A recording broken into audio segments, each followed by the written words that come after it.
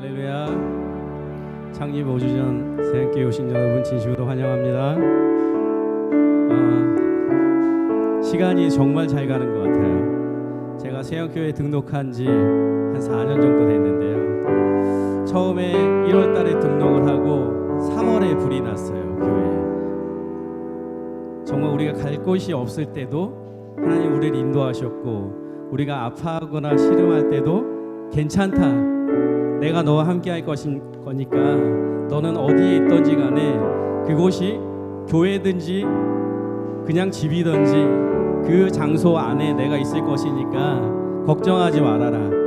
우리 하나님께서는 그렇게 우리에게 말씀하셨고, 이렇게 5주년까지 인도하셔서 이 자리에까지 오게 하셨습니다. 하나님의 그 믿음대로 우리가 이 예배 가운데 귀한 은혜의 시간을 갈망하기 소망하오니 그렇게 되길 소망합니다.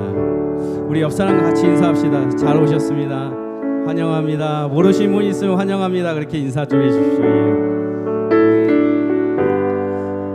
제가 기도하고 시작하겠습니다. 살아계신 하나님 아버지께서는 우리에게 크신 계획을 말씀하셨고, 그래서 우리를 끝까지 포기하지 않으셨고 이렇게 이 자리까지 인도하셨습니다. 낮에는 구름 기둥으로, 밤에는 불 기둥으로 그렇게 우리를 안내하셨고 그렇게 인도하셨습니다. 그래서 이 자리까지 오게 하셨습니다. 하나님, 우리 가운데 역사하신 하나님을 기대하고 소망하오니 하나님, 우리 가운데 은혜로 채워주시옵시고 성령으로 이끌어주셔서 우리 가는 길에 하나님의 그 뜻대로 갈 수 있는 삶이 되게 하여 주시옵소서. 하나님, 예배 가운데 하늘의 문이 열리게 하여 주시옵시고 은혜의 담비가 우리 가운데 내려지게 하여 주시옵소서. 예수님의 이름으로 기도드렸습니다. 아멘. 찬양합니다.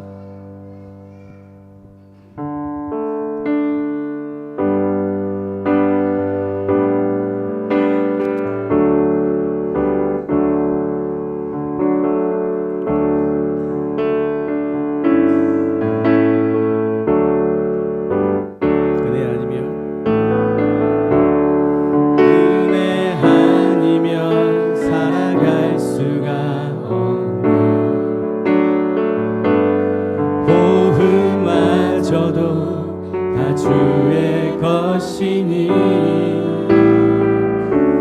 세상 평안과 위로 내게 없어도 예수,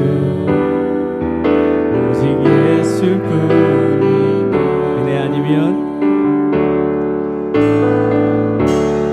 은혜 아니면 살아갈 수가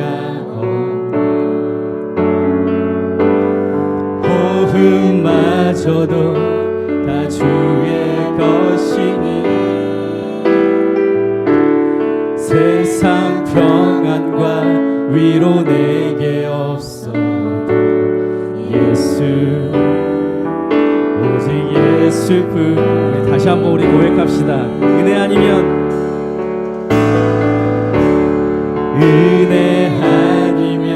살아갈 수가, 호흡마저도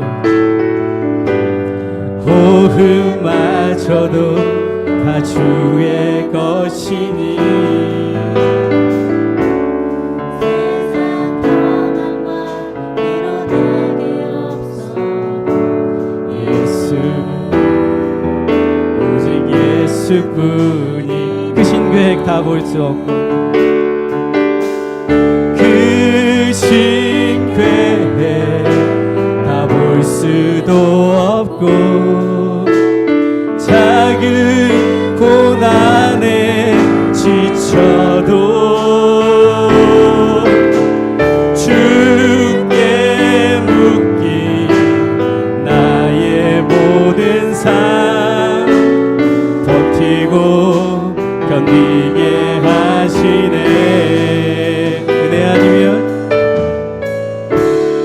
은혜 아니면 살아갈 수가 없네. 나의 모든 것 다 주께 맡기니 참된 평안과 위로 내게 주신 주 예수 오직 예수뿐이네.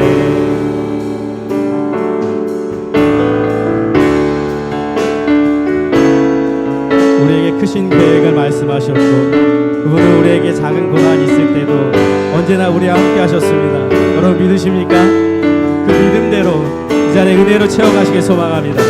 하나님 함께 하시는 그 믿음, 그 역사하시는 그 믿음을 우리에게 주시옵소서. 그렇게 고백합시다.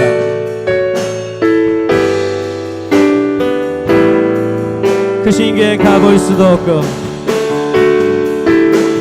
크신 계획 가볼 수도 없고 작은 고난에 지쳐도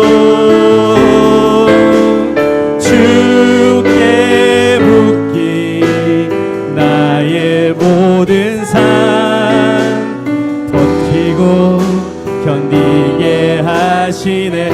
크신 계획 가볼 수도 없고 크신 계획 가볼 수도 없고 작은 고난에 지쳐도 주께 묶인 나의 모든 삶 버티고 견디게 하시. 크신 계획 가볼 수도 없고 크신 계획 가볼 수 작은 고난에 지쳐도 작은 고난에 지쳐 주께 묶인 우린 주께 묶인 나의 모든 삶 버티고 견디게 하시네. 은혜 아니면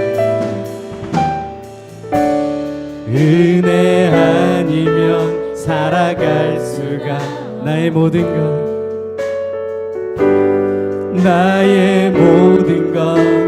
다 주께 맡긴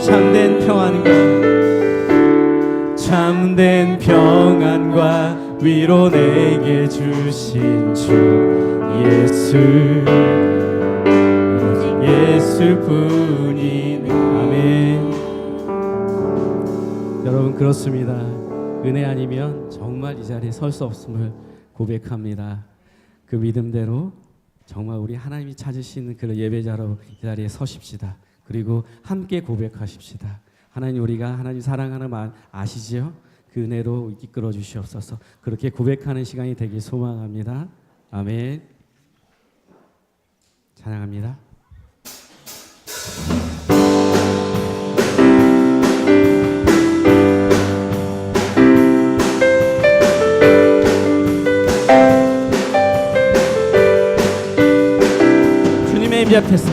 주님의 임재 앞에서 권능의 날개 아래서 그의 능하신 행동을 인하여 찬양해. 주님의 임재 앞에서 권능의 날개 아래서 그의 능하신 행동을 인하여 찬양해. 주의 권세 찬양 중에 임하네.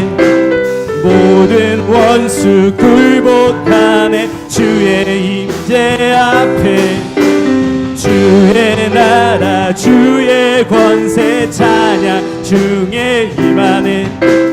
모든 원수 굴복하네. 내가 춤을 출 때 다윗처럼 춤을 추면서 전심으로 주를 즐거워하라. 모든 만물들아 찬양하라. 영원히 다윗처럼 춤을 추면서 전심으로 주를 즐거워하라. 모든 만물들아 찬양하라. 영원히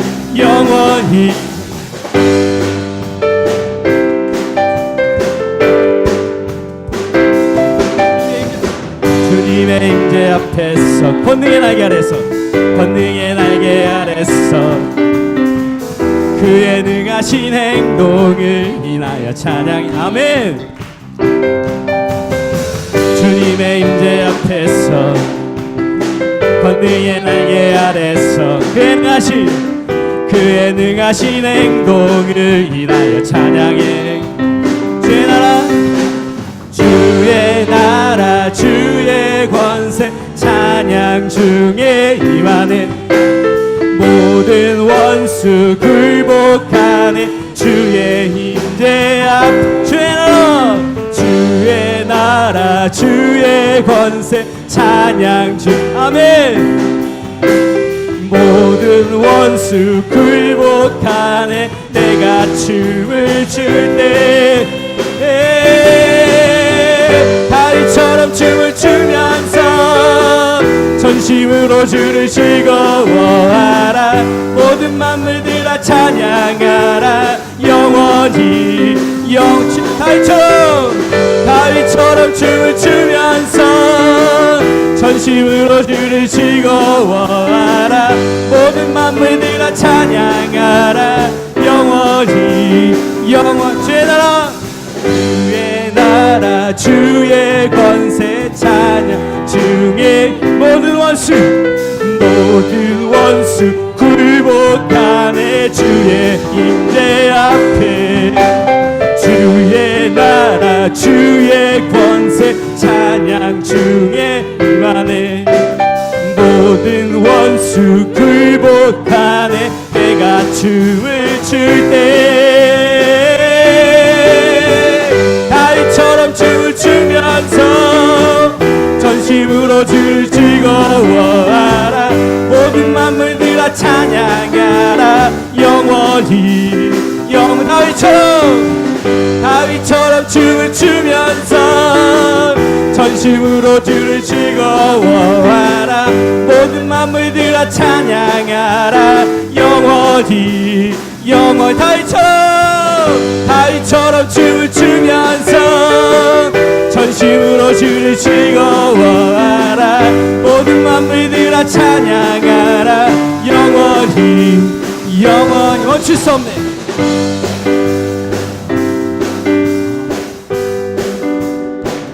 주를 알고 원했으니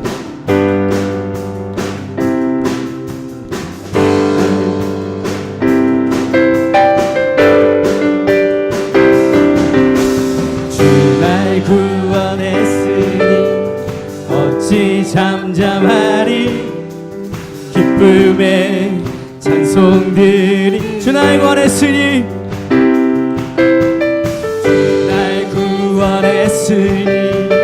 어찌 잠잠하리. 기쁨의 찬송들이 주를 향한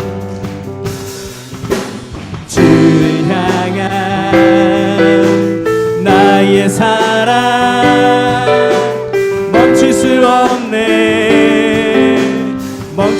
없네. 주를 향한 나의 열정 멈출 수 없네. 나 기쁨에 춤추리.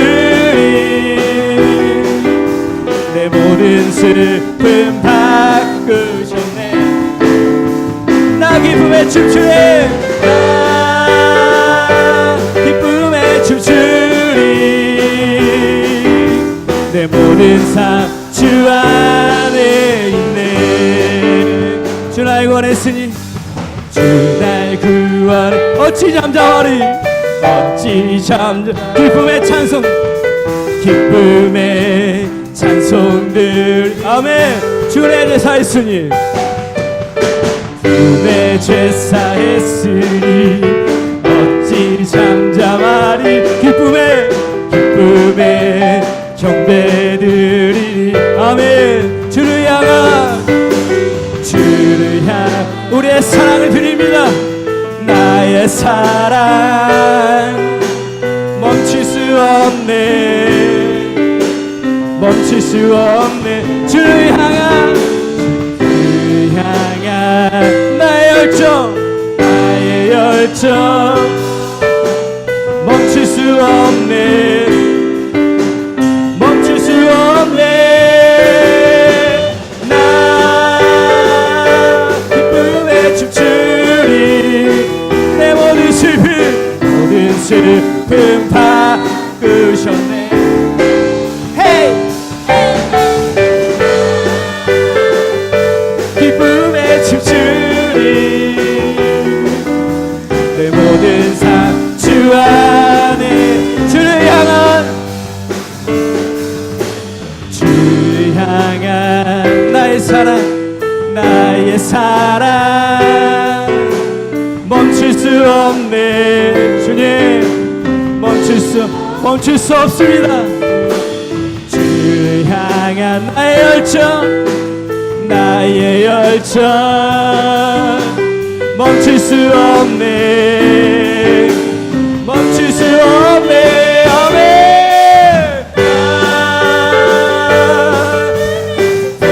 내 모든 슬픔 바꾸셨네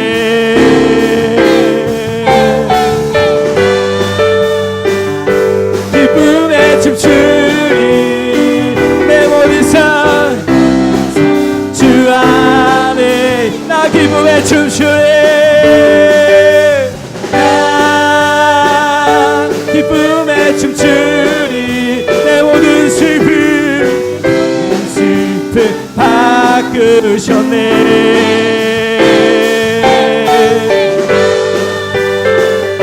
기쁨에 춤추리 내 모든 삶 주 안에 나 기쁨에 춤추리 나 기쁨에 춤추리 주님 모든 슬픔 바꾸셨네 나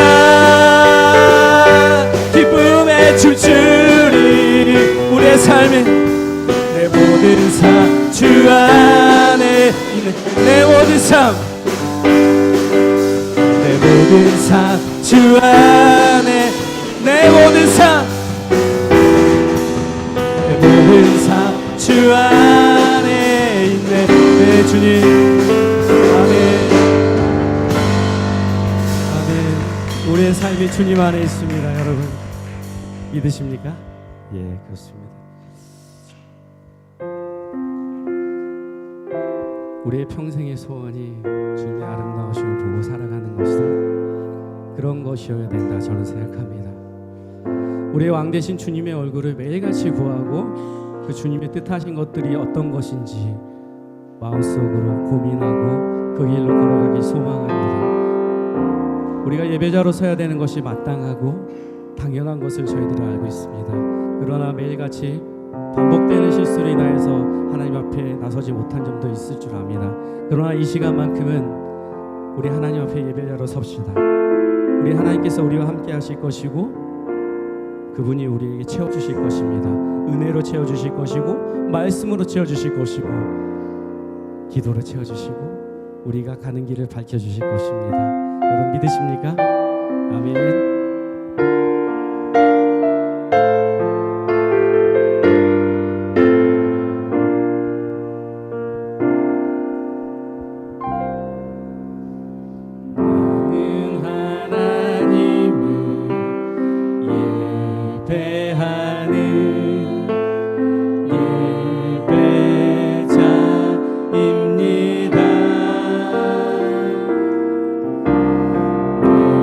서 있는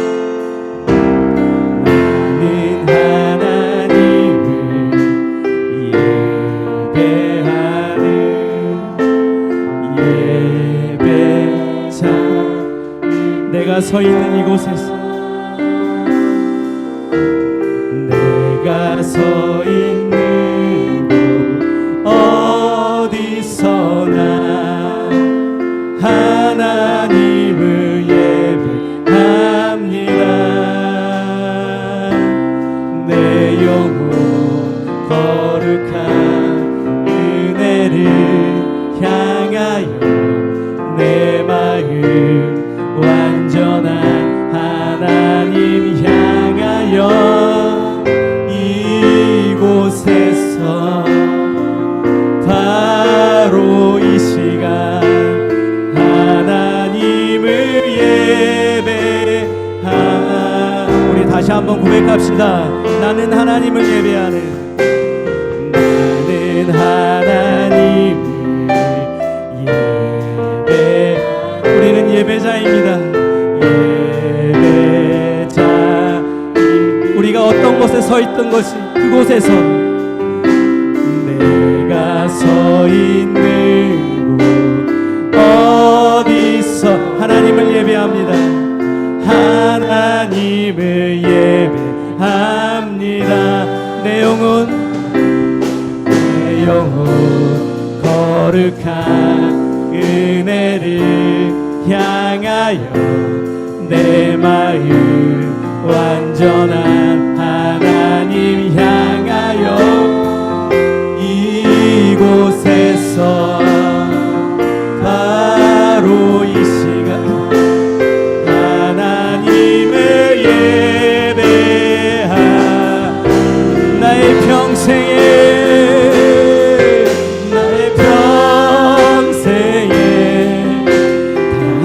가지 소원 주의 아름다우신 보며 사랑 노래한 나의 왕 대신 주님의 얼굴 구하며 주 사랑하는 물론 사랑 노래한 나의 평생에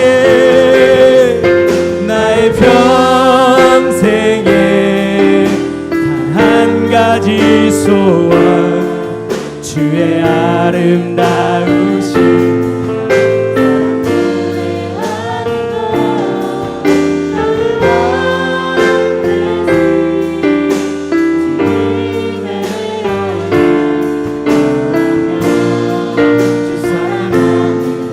물론 사랑 노래한 나의 평생에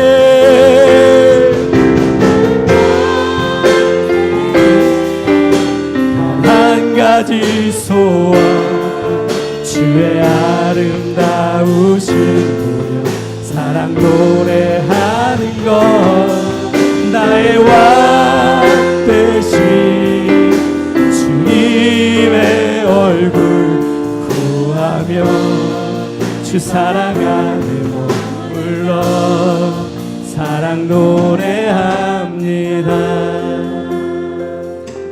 우리 이 시간 예배를 위해서 기도합시다.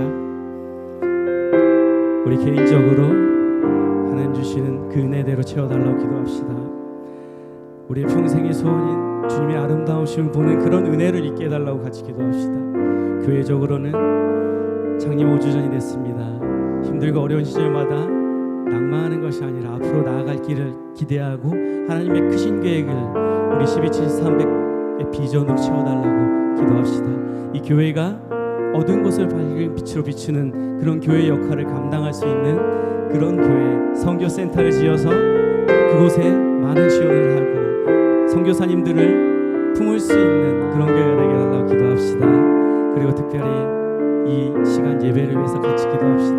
하나님 이 자리에 찾아오셔서 우리 가운데 역사하고 성령으로 우리를 이끌어달라고 그렇게 기도합시다. 기도하겠습니다.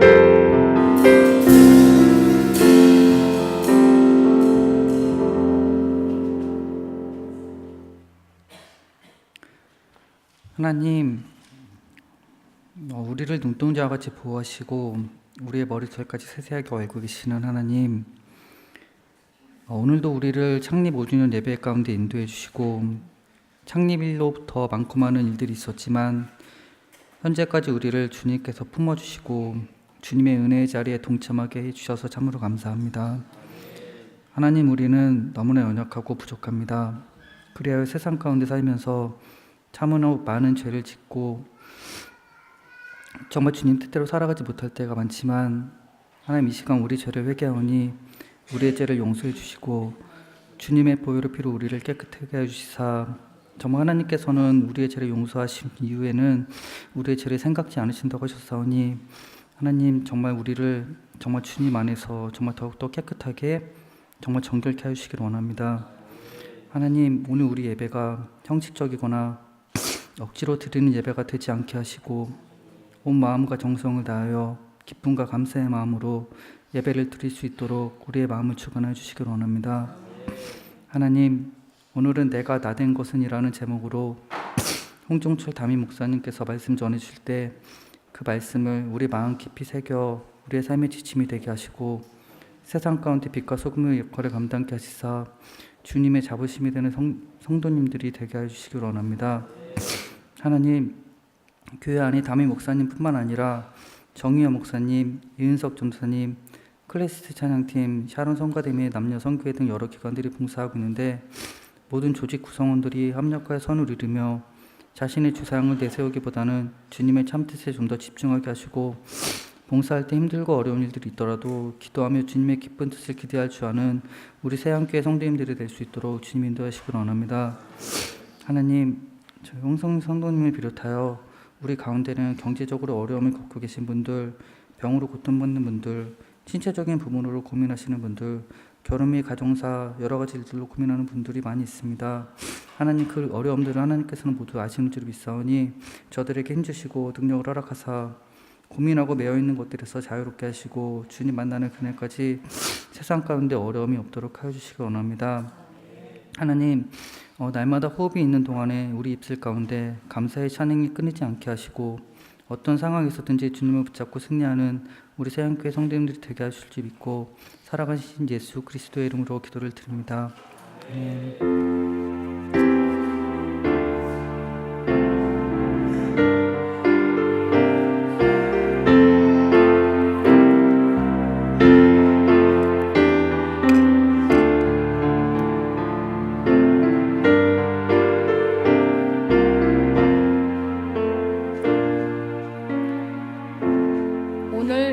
주신 하나님의 말씀은 고린도전서 15장 9절에서 10절 말씀입니다. 다 함께 일어나셔 합독하도록 하겠습니다.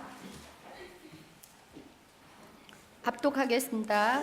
나는 사도 중에 가장 작은 자라. 나는 하나님의 교회를 박해하였으므로 사도라 칭함받기를 감당하지 못할 자니라. 그러나 내가 나된 곳은 하나님의 은혜로 된 곳이니 내게 주신 그의 은혜가 헛되지 아니하여 내가 모든 사도보다 더 많이 수고하였으나 내가 한 것이 아니요 오직 나와 함께 하신 하나님의 은혜로라.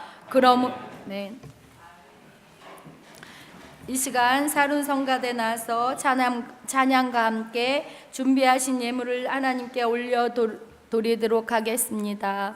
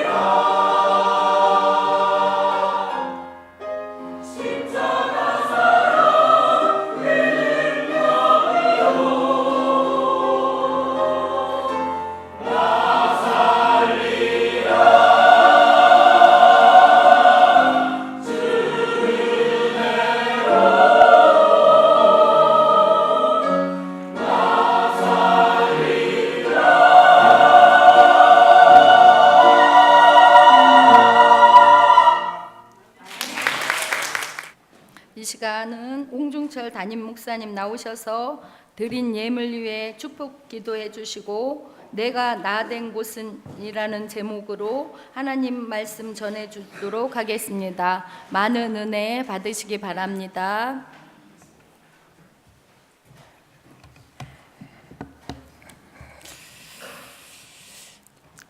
사실 오늘 성가대 찬양이 이 곡을 했으면 너무 좋겠다라고 생각하고 있었는데 지휘자가 어떻게 알았는지 이 곡을 딱 선곡을 했더라고요. 그래서 제가 되게 감동을 했고요. 그리고 우리 클래시대 찬양팀도 은혜 아니면 그 찬양을 또 부르는데 제가 오늘 가장 부르고 싶은 두 곡이 바로 이 곡이었거든요. 그래서 확실히 우리 교회 찬양 리더자들은 영성이 보통이 아니다, 이런 것들도 한번 생각하게 됐습니다. 다시 한번 감사드리고, 또 창립 5주를 맞이해서 손님들 좀 오셨는데 또 이렇게 함께 예배드리게 해서 너무 감사합니다. 우리 수고하신 모든 분들, 또 영광 받으신 우리 하나님께 영광의 박수 올려드리도록 하겠습니다. 고맙습니다. 기도 제목 되신 분들 것만 제가 받드리겠습니다. 창립 5주년을 맞이하게 하심을 감사드리며 이 시대에 하나님의 자부심으로 살아가게 하옵소서. 우리 정의아 목사님, 개척 5주년을 감사하며 12, 70, 300의 비전이 이루어지기를 기도합니다. 박수만 안희자 부부. 주님, 세양교회를 축복해 주셔서 감사합니다. 우리 김현숙 권사님. 세양의 귀한 재단을 축복하시는 주님, 섬길 수 있는 은혜 감사합니다. 우리 이봉희, 김명옥 부부. 하나님이 역사하시고 뜻을 세워 이루시는 세양교회가 되기를 기도하며 주님의 뜻대로 살아가는 세양교인으로 늘 감사하는 마음 갖게 하옵소서. 우리 하나님 집사님. 5주년을 감사드립니다. 우리 김대남, 김세은 부부. 주님, 지금까지도 지켜주신 감사드리며 앞으로도 주님 기뻐하시는 교회로 든든하게 인도하여 주옵소서. 우리 홍연아 권사님. 세양교회 창립 5주년 동안 인도해 주신 하나님께 감사드리며 앞으로도 사랑과 은혜 가득한 교회 되게 주옵소서. 우리 박영식, 김은정 우리 부부. 하나님의 것을 하나님께 드릴 수 있는 예물을 주심을 감사합니다. 더 많은 것으로 하나님께 드릴 수 있는 물질을 채워주실 걸 믿으며 나아가는 모습이 되도록 인도하여 주옵소서. 우리 조중영 집사님. 하나님께 주신 모든 것 감사드립니다. 우리 김진희 목장님. 세양교회를 세우시고 하나님의 선하신 계획하심에 따라 여기까지 오게 하심을 감사드립니다. 우리 김송영 형제님. 주의 것을 감사함으로 드립니다. 우리 아나니 집사님. 한 주간도 함께해 주셔서 감사합니다. 우리 최철이, 최수진 부부. 범사에 감사합니다. 항상 지켜주세요. 우리 김철구 성도님. 한 주간도 가족과 친지 모두의 생명을 지켜주셔서 감사합니다. 우리 김수진 성도님. 우리 드린 예물을 기도하도록 하겠습니다. 우리가 구하기 전에 우리에게 있어야 할 것을 미리 하시고 우리에게 가장 좋은 곳으로 채워주시는 아버지 하나님, 창립 5주년을 맞이하여 이렇게 귀한 예물 하나님 앞에 드리게 해주심을 진심으로 감사드립니다. 많은 물질은 아니더라도, 비록 하나님 앞에 지기 작은 것일지라도 그래도 이 시간 저희들의 마음을 담아드리오니 이 예물이 하나님 앞에 아름다운 향기가 되게 하여 주옵시고 수많은 영혼들을 살리는 데 귀히 쓰이는 물질이 되게 하여 주옵소서. 특별히 이 시간 감사의 마음을 담아드린 감사 예물이 있습니다. 어려운 가운데서도 10의 1주를 구별해드린 손길들이 있습니다. 또한 성경과 주일원금과 여러 모양으로 드린 예물들이 있사오니 주님께서 모든 물질 하나하나 위에 복의 복을 더하여 주셔서 하는 일마다 잘되게 하여 주옵시고 늘 감사의 조건이 넘치도록 은혜 베풀어 주옵소서. 특별히 기도하는 제목이 있습니까?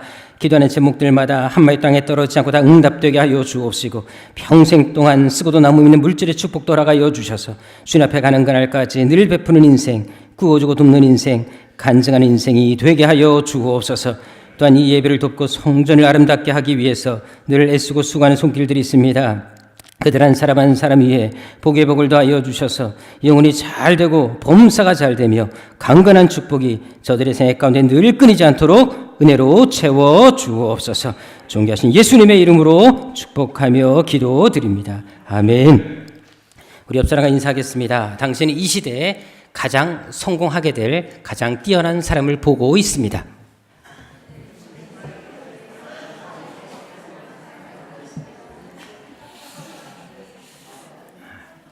반드시 하나님께서 여러분들 한 사람 한 사람에 복 주실 줄 믿습니다. 예, 아멘. 크게 하신 분일수록 또 크게 쓰실 줄도 믿습니다. 예, 함께 인사하도록 하겠습니다. 하나님은 여러분들 향한 놀라운 계획을 가지고 계십니다. 아멘. 감사합니다.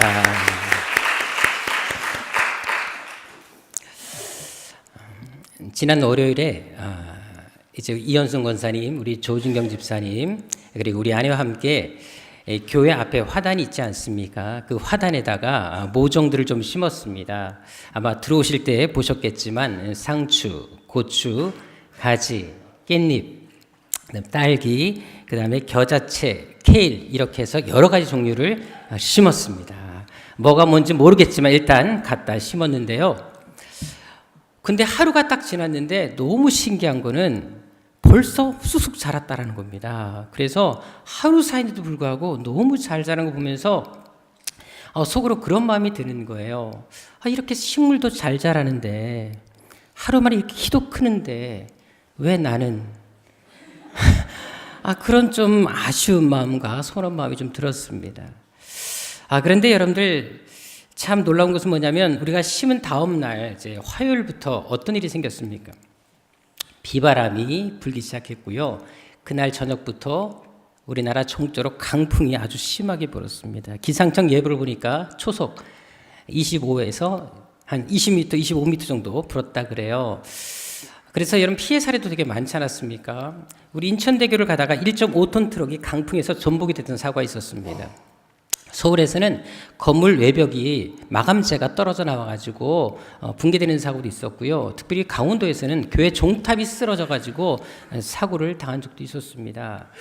그렇게 어마어마한 강풍이 불어서 여러분들 거의 이틀 동안 불었는데 그렇다면 생각해 보십시오. 밤새도록 그 강풍 속에서 이 모종, 이 약한 모종이 견딜 수 있겠습니까? 그래서 다음날 아침에 이제 제일 먼저 이걸 확인하기 위해서 갔어요. 근데 가보니까 우리가 이제 모종을 심기 위해서 이제 비닐봉지를 깔았습니다. 비닐을 깔고 거기다 구멍을 뚫고 모종을 심었는데 이미 비닐이 다 너덜너덜하고 사방에 날리고 있었습니다. 그럼 이 모종은 당연히 말할 거 없죠. 뿌리를 깊이 내린 것도 아니고 끝에 살짝 심어놓은 건데 어떻게 됐겠습니까?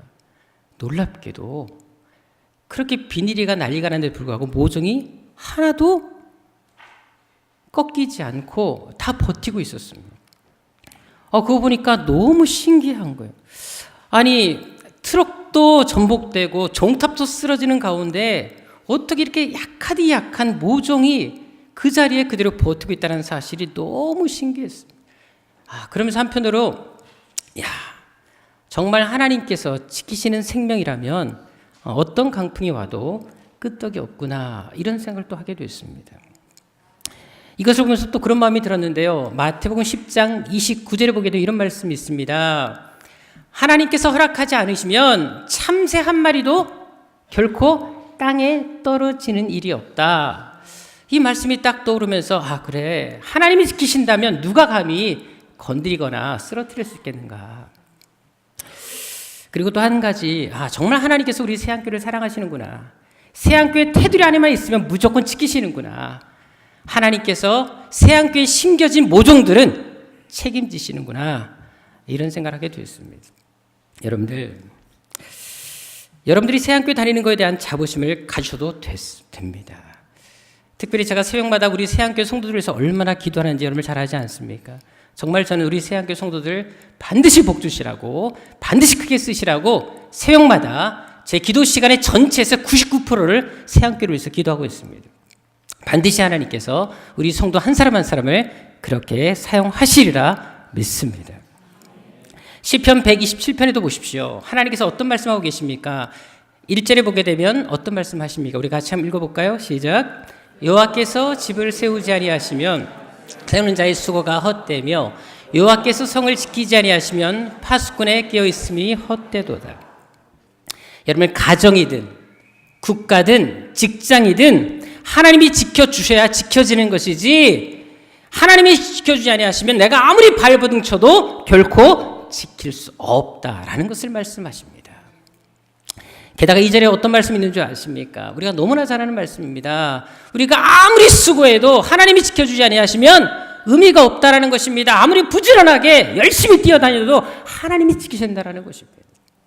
특별히 이 하반절에 보십시오. 우리가 너무나 좋아하고 잘 아는 말씀입니다.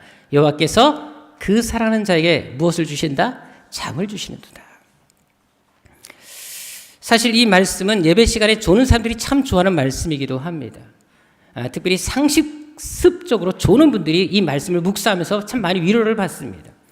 하지만 과연 이 말씀이 그런 의미일까요? 저는 종종 이 말씀에 대해서 여러분들에게 얘기한 적도 있었습니다. 원어적인 의미를 정확하게 설명드린다면 하나님께서 잠을 주시는 것이 아니라 여러분들 예배 시간에 잠을 주시면 됩니까? 여러분들이요. 안 되죠. 정확한 의미는 잘 때도 주시는도다. 이런 말씀입니다. 목적어는 나와 있지 않습니다. 하나님이 잘 때도 그 살아가는 자에게 무엇인가를 주신다 말씀하십니다. 근데 전후 문맥을 보게 되면 잘 때도 하나님이 지켜주시고 하나님의 보호하심이 있다라는 것을 얘기합니다. 어떤 상에도 하나님이 살아가는 자는 지켜주신다. 이것을 성경은 강조하고 있는 것입니다. 따라서 우리가 하나님의 사랑을 입는 것보다 더 큰 축복이 없습니다. 왜? 하나님의 사랑을 입기만 하면 어디를 가든지 무엇을 하든지 하나님이 지켜주시기 때문에 그렇습니다. 그래서 로마서 8장 31절에 어떤 말씀이 있습니까? 하나님이 우리를 위하시면 누가 우리를 대적할 수 있겠느냐? 심지어 로마서 8장 37절에도 어떤 말씀이 있습니까? 그러나 이 모든 일에 우리를 사랑하시는 이로 말미암아 우리가 넉넉히 이긴다. 하나님이 우리를 사랑하시기만 하면, 우리가 하나님의 사랑을 입기만 하면 어떤 대적도 우리를 무너뜨릴 수가 없을 뿐만 아니라 하나님께서 우리에게 완전한 승리, 넉넉한 승리를 주신다라는 것을 말씀하고 있는 것입니다. 따라서 인생에 어떤 비바람이 불어온다 할지라도, 아무리 강풍이 나를 쓰러뜨리고자 한다 할지라도 우리가 하나님의 사랑 안에 머물러 있기만 하면, 하나님의 사랑을 붙들기만 하면 반드시 하나님께서 우리들을 책임지신다는 사실을 우리는 알 필요가 있다는 것입니다. 오늘 본문을 통해서도 그것을 잘 알 수가 있습니다. 오늘 본문은 사도 바울의 신앙 고백을 담은 진정한 고백인 것을 알 수가 있습니다. 사실 여러분들, 제가 제일 성경에서 좋아하고 가장 따르고 싶고 가장 공부를 많이 한 사람이 바로 이 사도 바울입니다. 근데 이 사도 바울이 어떤 사람입니까? 우리가 너무나 잘 아는 것처럼 하나님을 위해서 자신의 전 생애를 드리는 사람이 바로 사도 바울입니다. 사도 바울이 없었다면 기독교 역사가 존재하지 않았다 할 정도까지 그만큼 기독교 역사에서 가장 중요한 인물이었다는 것입니다. 실제로 여러분 사도행전을 보십시오. 초대교회를 세우는 데 있어서 사도 바울만큼 큰 영향을 끼친 사람이 없었습니다. 게다가 12제조차 하지 못한 일들을 이 사도 바울이 이뤄낸 것을 우리는 찾아볼 수도 있습니다. 그만큼 하나님 앞에 위대하게 쓰임받았던 일꾼이라는 것입니다. 가장 하나님 앞에 너무나 귀하게 사용되는 사람이라는 것입니다. 그렇다면 하나님께서 이렇게 주를 위해서 헌신했다면, 이렇게 하나님을 위해서 정말 충성했다면 그에게 어떤 은혜를 주셔야 하겠습니까? 하나님께서 이런 사도 바울에게 어떤 은혜를 베풀어야지 정사이겠습니다. 제가 종종 여러분들에게 얘기하지만 성경에는 몇 가지 하나님의 축복의 약속이 있다? 32,500가지의 축복의 약속이 있다고 말씀드렸습니다. 자, 그렇다면 이렇게 하나님을 위해서 헌신했다면 32,500가지 축복이 아니더라도 적어도 10분의 1만이라도 하나님께서 바울에게 주셔야 되지 않겠습니까? 자, 그런데 우리가 너무나 잘 아는 것처럼 바울은 하나님께로부터 어떤 것을 받은 사람입니까? 우리가 생각하는 그런 복을 받은 사람입니까? 아니면 전혀 다른 것을 받은 사람입니까? 우리 사도행전 9장 16절을 보도록 하겠습니다. 여기 보게 되면 이미 바울은 하나님께 택함 받기 전부터 어떻게 하나님께 쓰임받을 것을 하나님께서 계획하신 것을 볼 수 있습니다. 내 이름을 위해서 어떤 고난? 너무나 큰 고난을 받아야 할 것을 하나님께서 그를 통해 계획하시는 것을 볼 수가 있습니다. 적당한 고난이 아닙니다. 원문에도 보면 정말 어마어마한 많은 고난이 그에게 닥칠 것을 말하는 것을 볼 수가 있습니다. 어떻게 이룰 수가 있습니까? 하나님을 위해서 이렇게 쓰임받을 사람, 위대하게 하나님께 쓰실 사람인데 어떻게 고난을 예배놓고 선택하실 수가 있겠습니까? 다시 말해서 사도 바울은 예수 믿고 나서 고난이 시작된 사람이었다는 것입니다. 실제로 우리가 잘 아는 고린도후서 11장 23절 이하에 보게 되면 어떤 말씀이 있습니까? 여러분, 그 사람이 얼마나 고생했는지, 내가 수고를 얼마나 많이 했냐면 옥에 갇히기도 많이 했다라고 말합니다. 매도 수없이 맞았다고 합니다. 그것도 죽을 뻔도 여러 고비를 넘겼다라고 말하고 있습니다. 24절에도 보십시오. 그가 당한 고난을 말합니다. 40에 하나 감한 매 5번을 맞았답니다. 모두 몇 대를 맞은 겁니까? 195대를 맞았습니다. 여러분들, 사람이 매를 그렇게 맞아 보십시오. 어떻게 견뎌냅니까? 여러분? 25절에도 보게 되면 여러분들, 돌로 맞고 죽을 고비를 넘깁니다. 또 배를 탔는데 배가 파선해서 바다에서 밤 햇볕도 제대로 보지 못하고 고생한 것까지 기록하고 있습니다. 26절에도 보십시오. 강의 위험, 강도의 위험, 동족의 위험, 이방인의 위험, 할 수 있는 모든 위험을 당했던 사람, 이것이 사도 바울의 삶이었다라는 것입니다. 27절에도 보게 되면 잠도 제대로 잘 수가 없었습니다. 굶주린 것은 말할 것도 없었습니다. 추위도 너무나 힘든 시간들을 보냈던 것을 알 수가 있습니다. 한마디로 여러분들 인간이 겪을 수 있는 모든 고난을 다 겪었던 사람, 평생 동안 예수 믿고 나서 인생이 꼬인 사람이 사도 바울이었다는 것입니다. 게다가 사도행전 24장 5절에 보게 되면 사람들이 그를 어떻게 불렀습니까? 전염병 같은 자다. 이 전염병 같은 자란 말은 여러분 패스트를 말합니다. 흑사병을 얘기합니다.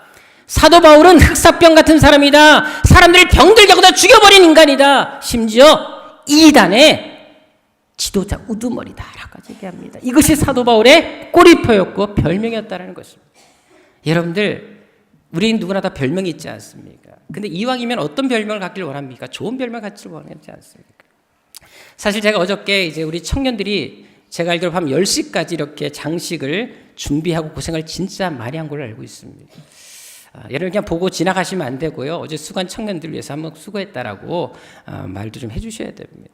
4시부터 시작해서 10시까지 6시간 동안 교회 모여가지고 목장들 중심으로 고생한 걸로 제가 알고 있습니다. 그래서 제가 어제 목장들에게 물어봤었어요. 당신들의 별명이 뭐냐라고 한번 물어봤는데 뭐 대부분 별명이 없다 이런 식으로 뻥을 치더라고요. 자기 별명이 있을 텐데도 불구하고. 근데 이제 몇 사람이 얘기를 했습니다. 근데 얘기하는데 좀 말도 안 되는 별명을 또 얘기하는 경우도 있더라고요. 우리 영준 형제는 똘똘이 스머프라는 별명이 있었다라고 얘기를 하더라고요. 근데 더 충격적인 것은 우리 정의아 목사님 별명이었습니다. 무엇인 줄 아십니까? 여러분 놀라지 마십시오. 프랑스의 영화배우 중에 정말 유명했던 영화배우가 있었습니다. 알랭 드롱이라고. 본인이 어렸을 때 그 별명을 받았다라고. 모르겠습니다. 진실인지 자칭인지 청문회를 해봐야 할 것 같은데 스스로 그렇게 인정하고 있었던 사실을 보면서 뭐 별명이니까 뭐 상관없겠지요. 이왕이면 여러분들 그래도 좋은 별명을 원하지 않겠습니까? 저도 어릴 때 별명이 많았습니다. 근데 제가 예수 믿고 나서 생긴 별명이 있습니다. 그 별명은 바로 깔때기라는 별명입니다. 전 예수 믿고 나서 이 별명이 생겼습니다. 자세한 것은 개인적으로 오시면 제가 말씀드릴 수가 있습니다.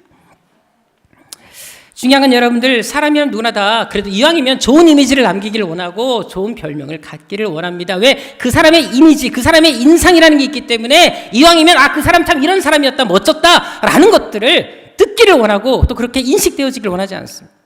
근데 바울은 당시 사람들이 가장 수치스럽고 끔찍하게 여겼던 별명을 가진 사람이었습니다. 그런 이미지로 남았다라는 것입니다. 그뿐만이 아닙니다. 사도행전 26장 24절에 보게 되면 어떤 말까지 들은 줄 아십니까? 미친놈 소리를 들었습니다. 여러분 미친놈 소리 들으면 기분이 어떠십니까? 그 소리를 듣고도 기분이 괜찮으면 정말 미친놈입니다. 여러분들이. 여러분 사람에게 누구에게 미쳤다 소리 들으면 별로 좋은 사람이 아닙니다. 기분 좋을 수가 없습니다. 한 글에 보니까 자신이 미쳤는지 알 수 있는 이렇게 방법이 있다라고 하면서 몇 가지 증세를 얘기하더라고요. 자기가 하는 행동, 그 다음에 감정, 이 사고가 일치하지 못하면 그 사람은 정신부절증이라고 합니다. 그래서 항상 이 통일성이 없는 행동, 감정, 기복을 보이면 그 사람은 정신부절증이다라고 하더라고요. 두 번째로는 자신의 능력, 용무, 이 혈통을 과대 포장하면 과대망상이라고 하더라고요. 그리고 자기가 누군가로부터 부당한 대우를 받고 있다 생각한다면 피해망상이라고 합니다. 근데 죽겠다고 울다가 갑자기 깔깔대고 웃으면 조울증이라고 합니다. 각자가 여러분들 어떤 증세가 있는지는 모르겠지만 어떤 이런 증세 속에 우리가 있다 그러면 그 이야기를 들을 때 기분 좋을 사람 없습니다. 당신은 피해망상 증세야. 정신분열증이 있어. 라면 누가 좋아하겠습니까? 근데 바울은 넌 미친놈이야 라는 얘기를 지금 듣고 있다는 것입니다. 멀쩡했지만 예수님 때문에 넌 예수 믿고 나서 미쳤어 라고 얘기를 듣고 있다는 것입니다. 그뿐만이 아닙니다. 고린도후서 12장 7절에 보게 되면 바울은 어떤 몸의 병을 지고 있었습니까? 고칠 수 없는 불치병이 걸린 사람이었습니다. 여러분, 예수 믿고 나서 오히려 병들었다라는 것입니다. 그것도 고칠 수 없는 병에 걸렸다라는 것입니다. 한마디로 바울은 예수 믿고 나서 말할 수 없는 고난, 정신병자, 이단, 미친놈, 불치병까지 세상에 온갖 좋지 않은 것들은 다 짊어지고 살았던 사람이 바울이었다는 것입니다. 그럼에도 불구하고 오늘 본문 10절에 보십시오. 그가 고백하는 것이 무엇입니까? 내가 놔된 것은 하나님의 은혜로 된 것이다. 내가 병든 것도, 내가 미치는 소리 듣는 것도, 내가 전염병 같은 자라는 소리 들은 것도, 내가 그 많은 고난을 당한 것도 다 하나님의 은혜다 라고 고백하는 것을 볼 수 있습니다. 하나님 왜 나에게는 고난을 주셨습니까? 왜 나에게는 고난을 허락하시는 것입니까? 이런 의문, 반문이 나타나 있지 않다는 것입니다. 지금 이 자리까지 올 수 있었던 모든 것이 하나님의 은혜입니다. 이것이 사도 바울의 진정한 고백이었다는 것입니다. 실제로 그에 대한 기록을 하고 있는 사도행전을 다 찾아보십시오. 그리고 바울이 쓴 13개 서신을 다 찾아보십시오. 자기가 당 고난에 대해서, 자기가 당 겪은 그런 끔찍한 일에 대해서 불편한 원망한 것을 조금도 찾아볼 수가 없습니다. 오히려 사도행전 16장에 보게 되면 감옥에서도 하나님을 찬양합니다.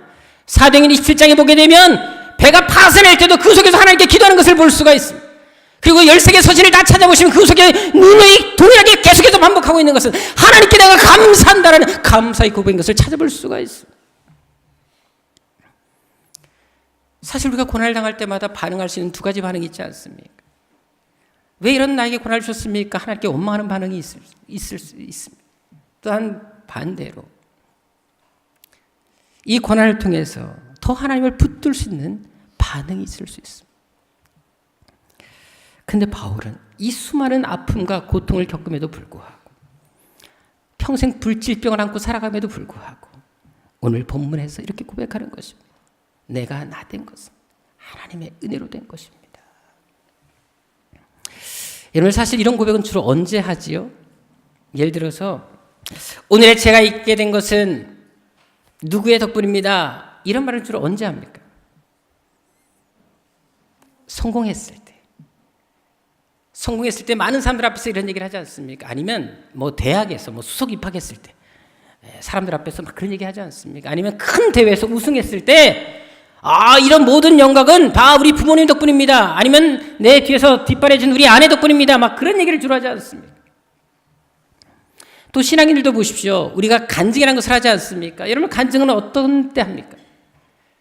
죽을 병에 걸렸다가 하나님의 특별한 은혜로 치유받았을 때 간증하지 않습니까? 교통사고를 했는데 다 죽었는데 나만 살았습니다. 그때 간증하지 않습니까? 아니면 사업이 망하는 순간 하나님의 특별한 은혜로 인해서 기적같이 사업이 일어났습니다. 그럴 때 간증하지 않습니까? 근데 만약에 반대상에서 이런 고백이 가능하겠습니까? 건강하다 갑자기 병이 들었습니다. 그래서 이제 며칠이면 죽을 거라 사형 선고를 받았습니다. 그때 과연 이 모든 것이 하나님의 은혜입니다. 이런 고백하기가 쉽겠습니까?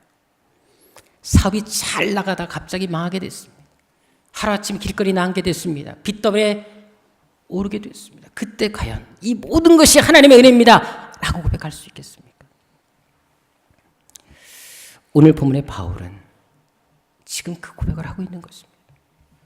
여전히 고난 속에 있었지만 여러 가지 병을 가지고 있었음에도 불구하고 내가 나의 된 것은 하나님의 은혜로 된 것입니다. 이 고백을 하고 있다는 것입니다. 더구나 이 사도 바울이 이 고린도 교회에 이 편지를 쓸 때 상황이 어땠는지 아십니까? 자, 제가 여기서 질문 하나 던지겠습니다. 이것을 맞추는 분은 제가 볼 때 성경 지식이 상당하신 분이고요. 그분들은 곧 바로 신학하셔도 될 것 같습니다. 자, 원래 바울이 고린도 교회에 편지를 보낼 때 몇 통의 편지를 보냈을까요? 자, 우리가 알고 있는 것은 몇 통? 2통입니다. 고린도 전서와 고린도 후서입니다. 과연 바울이 그것만 보냈을까요? 자, 우리 고린도전서 5장 9절을 보도록 하겠습니다. 자, 여기에 보게 되면 바울이 고린도전서를 쓰기 전에 이 말을 합니다. 내가 너에게 쓴 편지, 이미 이전에 고린도전서를 보내기 전에 편지를 쓴 하나의 또 하나의 편지가 있다라는 것을 지금 얘기하고 있는 것입니다. 여러분, 바울은 고린도서를 쓰기 전에 이미 편지를 고린도 교회에 보냈습니다. 자, 그런데 문제가 생겼습니다. 이 편지가 사람들에게 오해를 불러일으켰습니다. 자세한 것은 나중에 제가 바울 서신을 강의할 때 설명하도록 하겠습니다. 그래서 이 문제에 대해서 해명하기 위해서, 그리고 고린도 교회에 갖고 있는 여러 가지 문제에 대해서 답을 주기 위해서 썼던 것이 고린도 전서입니다. 자, 그런데 이 고린도 전서가 이 문제를 또 해결하지 못합니다. 왜냐하면 고린도 전서를 받고 그리고 먼저 쓴 편지로 인해서 바울을 대적하는 사람들이 교회 안에 일어나게 됐습니다. 그리고 교회를 어지럽히는 사람들이 생겼다는 것입니다. 그래서 바울은 고린도 후서 2장 5절에 보게 되면 그들을 향해서 근심하게 한 자다라고 표현하고 있습니다. 그리고 나서 바울은 다시금 편지를 써서 보냅니다. 그것이 고린도 후서 2장 4절에 나타납니다. 바로 눈물의 편지를 써보냅니다. 이것이 바로 바울이 보낸 세 번째 편지였습니다. 자, 그런데 중요한 건 뭐냐면 그리고 나서도 이 편지가 어떻게 된 줄 아십니까? 자상 그때 강의 때 듣도록 하시고, 중요한 건 그리고 나서 또 다시 네 번째 썼던 편지가 바로 고린도 후서였습니다. 바울은 고린도 교회를 향해서 편지를 4번 썼다라는 것입니다. 눈물의 편지가 있을 정도까지 아픔이 있었던 사람이 바울이었습니다. 다시 말해 바울이 고린도 교회에 편지를 쓸 당시 상황이 결코 녹록하지 않았다는 것입니다. 바울을 대적하는 사람이 있었고 바울을 모함하고 오해하는 사람이 있었다는 것입니다. 바로 그런 상황에서 바울이 고린도 교회를 향해서 편지를 쓰고 있었다는 사실을 우리는 알 필요가 있습니다.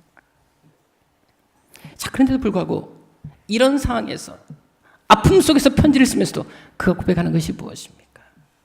내가 다 된 것은 하나님의 은혜로 된 것이다. 너희들이 나를 아무리 정죄하고 모함하고 어지럽힌다 할지라도 한 가지 변함이 없는 것은 하나님이 나를 사랑하시고 하나님께서 나를 나되게 하신 것이다. 이것이 바울의 고백이었다는 것입니다. 사람에게는 두 가지 의식이 있습니다. 은혜의식과 비교의식이 있습니다. 그런데 어떤 의식을 가지고 사느냐에 따라서 우리 인생은 완전히 달라지지 않습니다. 실제로 성경에 보게 되면 비교의식에 사로잡혀서 인생을 망친 사람이 누가 있습니까? 바로 대표적인 사람이 가인입니다. 가인은 자기 동생 아우와 자기를 비교합니다. 그 의식에 사로잡혀서 최초의 살인자가 되고 맙니다. 또한 사울 왕을 보십시오. 정말 얼마나 착한 왕이었습니까? 얼마나 귀한 마음을 품었으면 하나님이 이스라엘 최초의 왕으로 그를 선택했겠습니까? 근데 그는 버림받습니다. 왜? 다윗과 자기를 비교합니다. 비교의식에 사로잡힌 하나님께로부터 무서운 심판과 버림을 받을 수 있다는 사실을 이 가인과 사울을 통해 우리는 배울 수가 있습니다. 여러분, 백설공주 이야기도 보십시오. 왜 왕비가 백설공주를 죽이려고 했습니까? 비교의식 때문에 그렇습니다. 어떤 분들이 그렇게 얘기하더라고요. 이때 왕비의 나이가 몇 살인지 자기는 추측할 수 있다고 그러더라고요. 여러분, 그 동화에는, 그 책에는 그 내용이 안 나오잖아요. 근데 자기는 알 수 있대요. 이 왕비의 나이가 40대였다고 그러더라고요. 그래서 아니 어떻게 아시냐 그러니까 원래 여자들의 마녀 포스는 40대가 되면 비로소 나타난다라고 얘기를 하더라고요. 40대 여인들을 조심하셔야 됩니다, 여러분들. 한마디로 40대가 10대와 외모를 비교하는 거예요, 여러분들. 하지만 은혜의식은 어떻습니까? 남과 나를 비교하지 않습니다. 그 누구를 탓하거나 원망하지 않습니다. 어떤 상황이든 간에 지금 주어진 은혜에 대해서 감사한다는 것을 알 필요가 있습니다. 오늘 본문의 바울이 그랬습니다. 사실 그는 하나님께 할 말이 얼마나 많았겠습니까? 그렇게 헌신했으면 적어도 환경이 나아져야 되는데 예수 믿고 나서부터 단 하루도 평안할 날이 없었습니다. 끊임없는 고난과 아픔과 상처와 감옥과 채찍질과 죽음의 위협 속에 살아있던 사람이 바울이었습니다.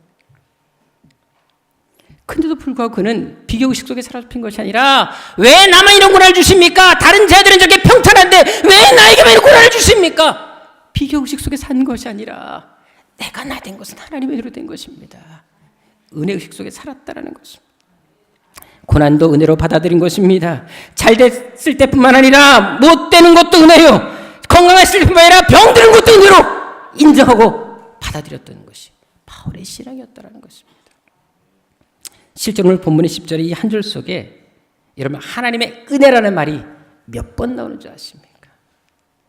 이 한 절 속에 무려 3번이나 하나님의 은혜, 하나님의 은혜, 하나님의 은혜를 강조합니다.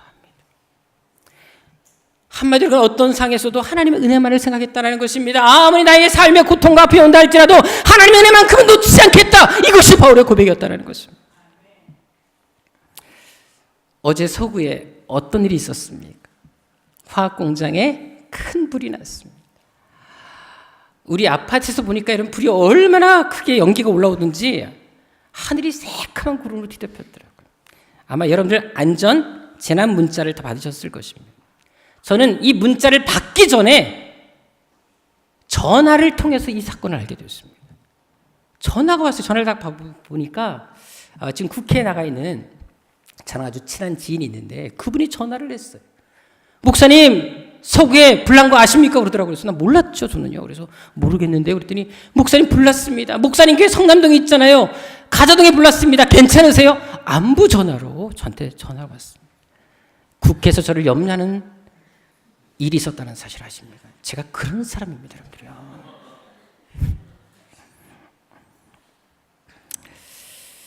여러분 사실 우리 교회도 개척 1년 만에 불이 났다는 거 이미 너무나 잘 알고 계십니다. 그때 그 사건을 목격했던 증인들이 오늘 이 자리에 몇 분이 확실하게 계십니다. 불난 날 그 불을 바라보면서 함께 그 앞에서 발을 동동 굴리셨던 분들 그리고 함께 울었던 분들이 지금 이 자리에 앉아 계십니다. 사실 여러분들 그때 계신 분들은 잘 아시겠지만 물론 사진으로도 있습니다만 우리가 그 교회를 얼마나 예쁘게 꾸몄습니까? 또 제 성격이 또 얼마나 아기자기하고 예쁜 걸 좋아합니까 여러분들이? 그래서 진짜 예쁘게 꾸몄습니다. 교회 인테리어가 언제 끝났지요? 사실 그때 인테리어를 위해서 정말 수고했던 우리 형제가 저기 사무실에 있는 우리 형국 형제였습니다. 정말 수고 많이 했었죠. 근데 중요한 건 여러분들 교회 인테리어를 다 끝났을 때가 뭐 문까지 달았을 때가 2014년 1월이었습니다. 근데 놀랍게도 우리가 3월부터 개척을 준비해서 열심히 인테리어를 해가지고 다음에 1월 달에 끝냈는데 불이 2월 27일 날 밤 10시 반에 탁 났습니다. 인테리어가 끝나고 2달 채 되지 않아서 불이 나고 말았습니다. 차라리 처음부터 불을 냈으면 그 고생을 안 했겠지요. 1년 동안 거의 고생하다시피 해서 그렇게 리모델링을 다 했는데 제대로 2달을 채 느끼기도 전에 불이 나고 말았습니다. 사실 불 나기 전에 사람들이 오기 전에 우리 교회마다 항상 했던 말이 있었습니다. 어떻게 교회를 이렇게 예쁘게 꾸밀 수가 있냐고. 이건 교회가 오는 게 아니라 카페 오는 것 같다. 너무 예쁘다. 얼마나 칭찬이 잦아있는지 모릅니다. 근데 그렇게 한 번에 모든 게 다 전수되고 말았습니다. 그때 우리가 한 것이 무엇이었죠? 아무것도 할 수 없었습니다. 그리고 금요일이 불이 났기 때문에 그 주일날 저기 경남 아파트에서 예배를 19층에서 드리게 되었습니다. 물론 한 주만 드리고 바로 쫓겨났습니다만 일단 하여간 거기서 한 주 예배를 드리게 되었습니다. 제가 사실 어저께 설교를 준비하면서 이제 5주년 예배니까요. 쭉 설교 준비하면서 불났을 때 그때 내가 무슨 설교했지 하고 찾아봤어요. 그랬더니 제가 그때 설교했던 본문이 사도행전 2장의 말씀이었더라고요. 초대교회 신앙에 대해서 했더라고요. 근데 그 도입에 제가 이렇게 말씀했던 것을 아마 기억하실지 모르겠습니다. 이렇게 말했습니다. 2가지 예를 제시했는데요. 심리학자였던 윌리엄 제임스라는 사람이 했던 말을 제가 처음에 도입에 인용을 했습니다. 그 사람이 이런 얘기를 했습니다. 행복하기 때문에 노래하는 것이 아니라 노래하기 때문에 행복한 것이다. 그리고 또 한 가지 제가 예를 든 말이 있었습니다. 데이비드 브링클이라는 사람이 쓴 이런 글이 있습니다.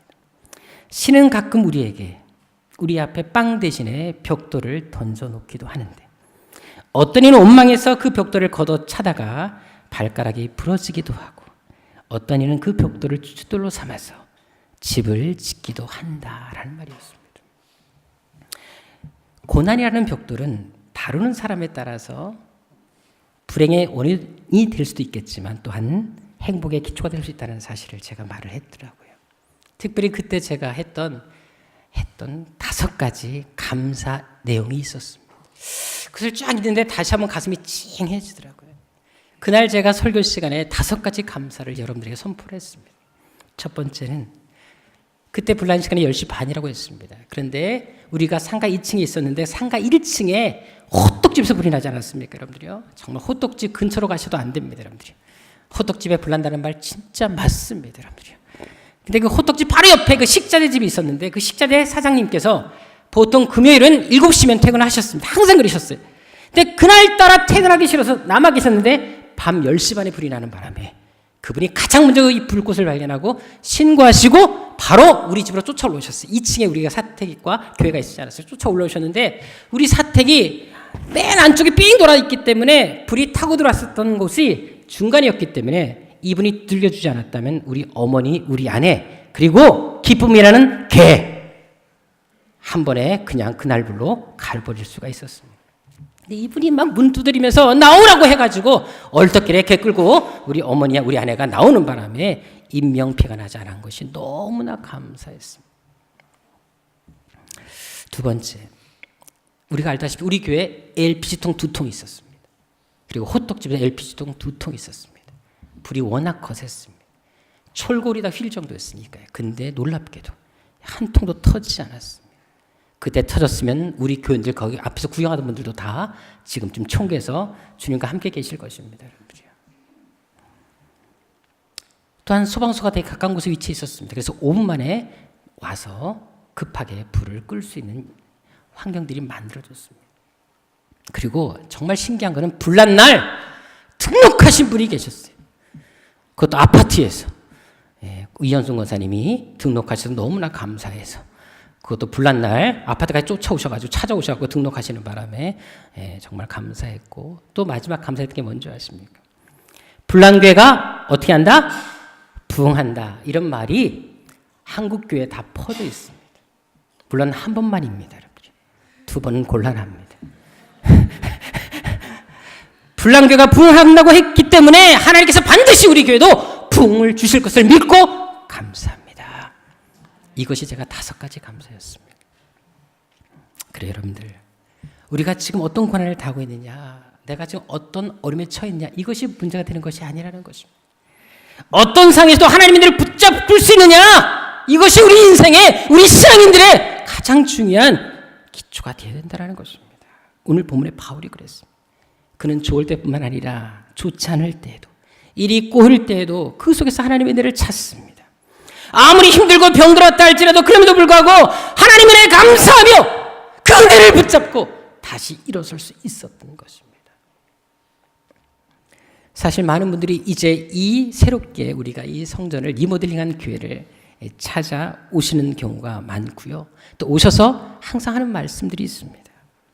어떻게 이렇게 짧은 기간 동안 화재까지 났는데도 불구하고 이렇게 교회가 부흥할 수 있느냐, 그리고 어떻게 이렇게 짧은 기간 동안 5년 안에 교회 건물을, 자기 교회 건물을 가질 수가 있느냐라고 물어보십니다. 그럼 제가 어떻게 얘기한 줄 아십니까? 5년이 아니라 2년도 안 돼서 건물을 샀습니다 라고 하면 상처받을 것 같아서 속으로만 대답을 합니다.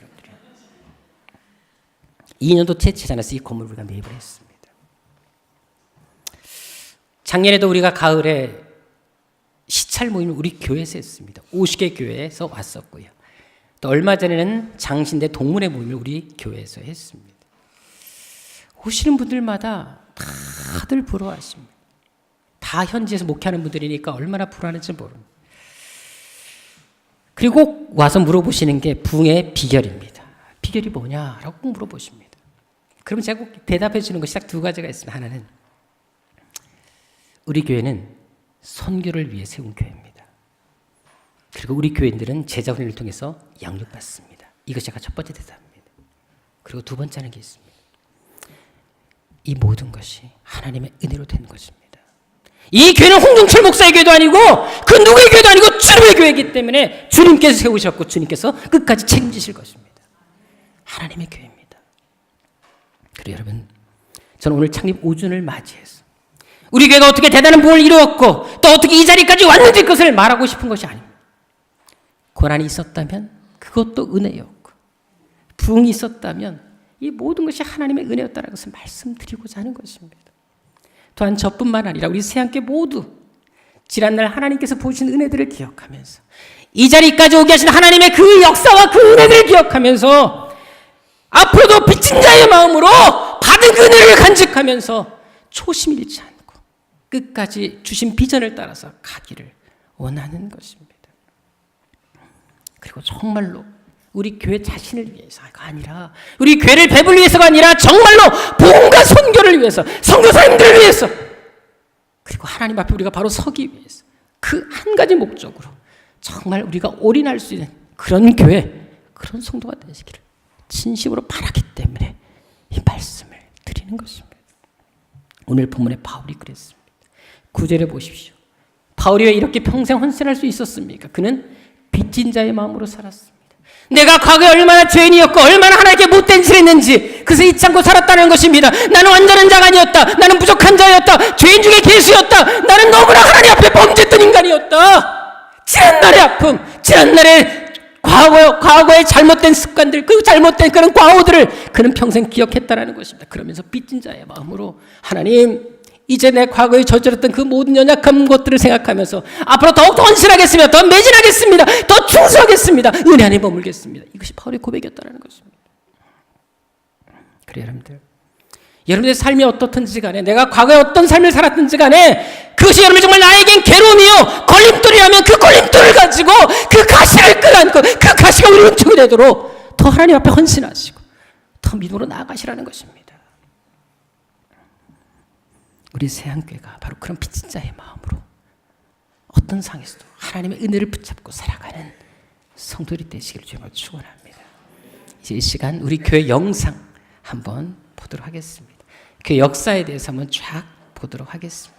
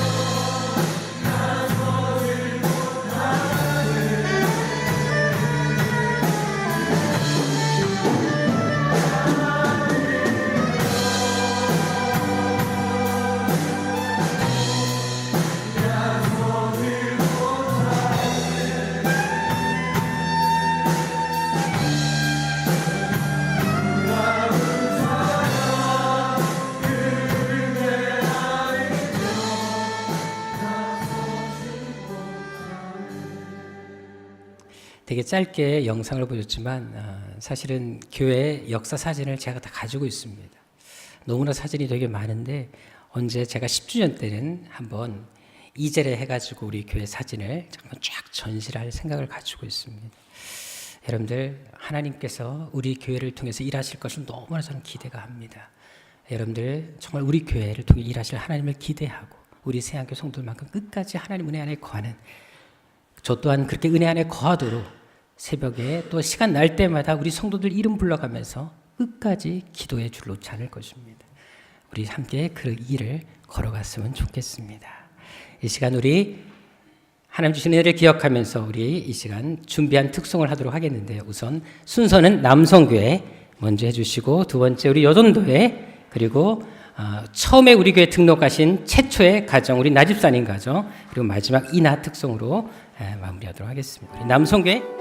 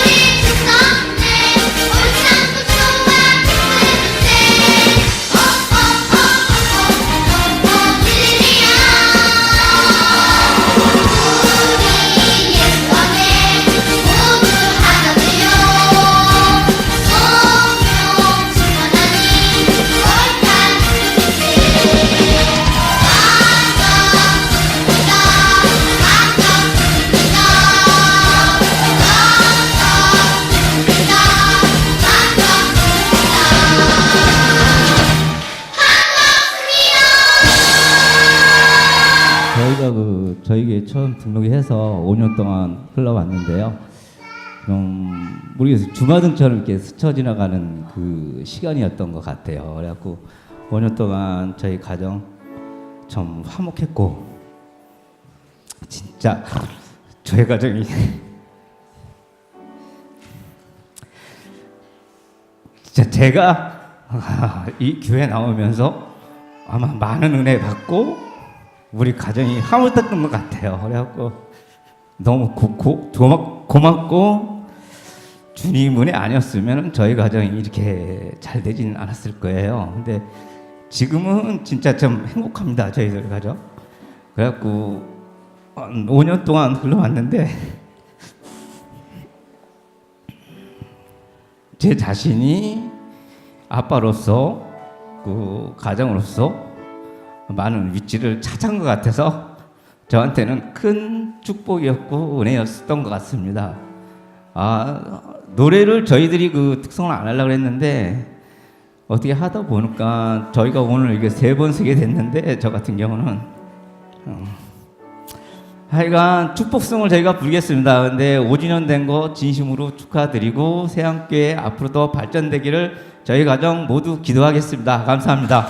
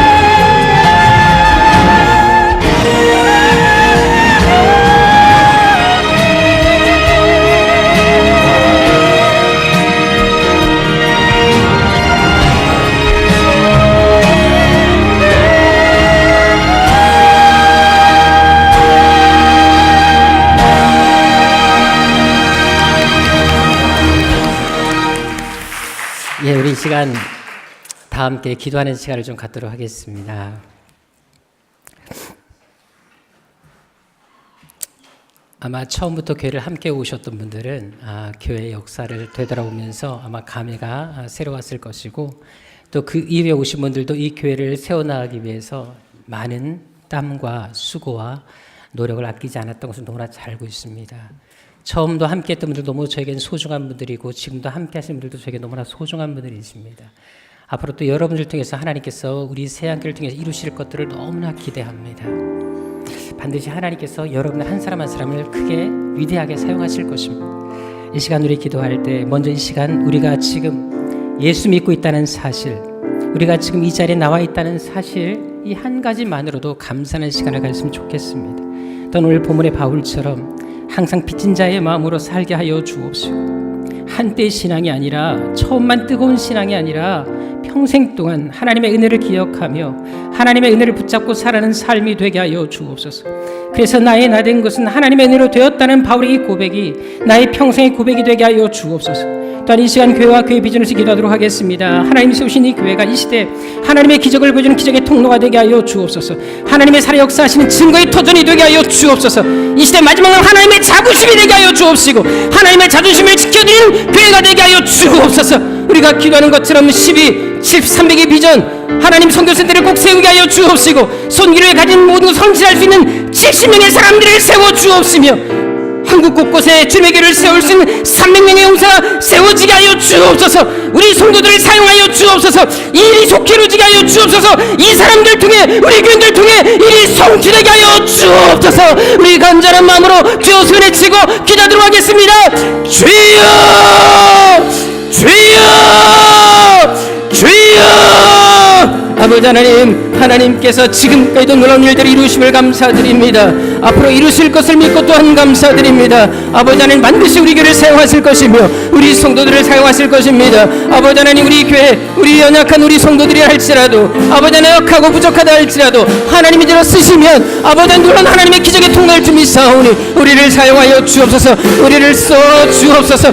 12, 70, 300의 비전, 우리의 비전이 되게 하시고 나의 것이 되게 하시고 우리 세양교의 것이 되게 하여 주옵소서. 선교센터를 세기를 원합니다. 선교사님들에게 아낌없이 후원하기를 원합니다. 그렇게 후원할 수 있는 물질의 사람들, 물질을 헌신할 수 있는 사람들을 세워주옵시고, 복음을 위해서 헌신할 수 있는 열정의 사람들을 세워주시기를 원합니다. 아버지 하나님, 우리의 신앙이 아버지 한때 불붙는 신앙이 되지 말게 하여 주옵시고, 영없이 변함없이 뜨거워지며 하나님의 향해 뜨거운 그 불이 타오를 수 있는 하나님의 사람들이 되게 하여 주옵소서. 그래서 우리 하나님, 이 시대 우리 교회가 갖고 있는 비전처럼 하나님의 자부심 되게 하시고 하나님의 자존심을 세워주는 교회 되게 하여 주옵시고, 수많은 영혼들을 책임지는 정말 이 시대 하나님의 살아 역사하시는 그 기적을 보여주는 산통로가 되게 하여 주옵소서. 반드시 하나님께서 이를 이루어줄 줄 믿습니다. 우리 새한교회 성도 통하여 이루실 것을 믿습니다. 함께하여 주옵소서. 아버지 하나님,